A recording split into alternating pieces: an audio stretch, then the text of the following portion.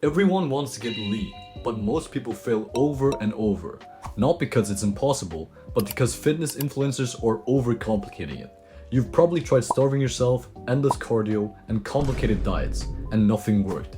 But I did it fast, without starving, losing muscle, or extreme methods. Here's exactly how I got 10% body fat the right way.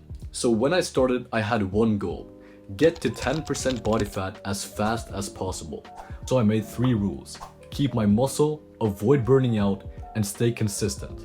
Anyone can crash diet and lose weight, but very few people can get lean, sustain it, and actually look good. That's the difference. Now, the first thing you need to know is calories, specifically your maintenance calories. That's how much your body burns in a day to stay the same weight. Use a calorie calculator. I'll leave a link in the description and plug in your stats. For example, if you're 155 pounds and exercise often, that comes out to an estimate of about 2,500 calories as maintenance. From there, you create a deficit.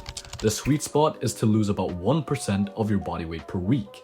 That puts you roughly at a 500 to 700 calorie deficit. Fast enough to see progress, but slow enough to keep your muscle and strength. It's important to remember that if you don't hit your calories, you won't lose weight. Simple as that. Now here's where most people screw up. They eat processed junk all day while trying to cut, and then wonder why they're starving and not leaning out. Your diet needs to be built around few simple things: whole foods, high protein, and meals that actually fill you up. Protein is the most important though. Aim for 1 gram per pound of body weight. This keeps you full, preserves your muscles, and helps you recover. Don't cut fats too low either. They're crucial for hormones, especially overall health and testosterone. And honestly, as boring as it may sound, the more whole foods, the simpler your diet is, the easier it is to stick to. And that's what actually makes fat loss happen. Now, cutting at a big calorie deficit every day is tough, and that's where cardio helps. Instead of forcing yourself to eat 700 calories less, you can combine a smaller diet with some activity. For example, eat 400 to 500 calories below maintenance, then burn the rest with simple cardio. A 40-minute incline treadmill walk, that's roughly 200 to 300 calories burned, without draining your energy or crushing your lifts. In practice, this means if your deficit without cardio would be 1,800 calories, that walk lets you eat 2,100 calories and still hit the same fat loss target. That extra food makes sticking to the plan a lot easier and keeps your energy up. Also, don't forget about needs, non-exercise activity, like walking, taking the stairs, or just moving during the day. It adds up over the week and helps you stay in your deficit without feeling miserable. Also, you need to track your progress. This is what keeps everything on track.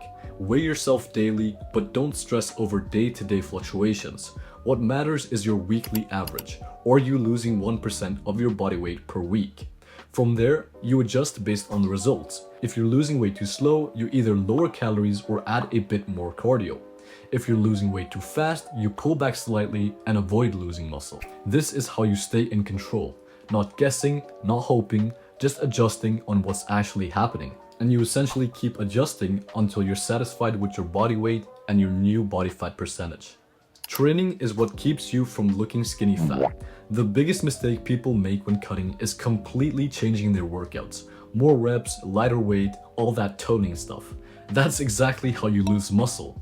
Instead, keep your training the same exercises, same intensity, and push close to failure. Because the more strength you keep, the more muscle you keep. It's that simple. Since you'll have less energy in the deficit, the last thing you need is high volume. Keep it simple at 2 hard sets per exercise, 6 to 8 reps per set, and train close to failure at around 0 to 2 reps in reserve. This sends a clear signal to your body. Prioritize and keep this muscle. And most importantly, don't overlook recovery. You need at least 8 to 7 hours of sleep every night. That's when muscles recover, hormones stay balanced, and fat loss actually happens. And here's what most people don't tell you. You will probably look worse before you look better. For me, the first 4 weeks, I lost weight, but I didn't look leaner. I even doubted if the cut was working.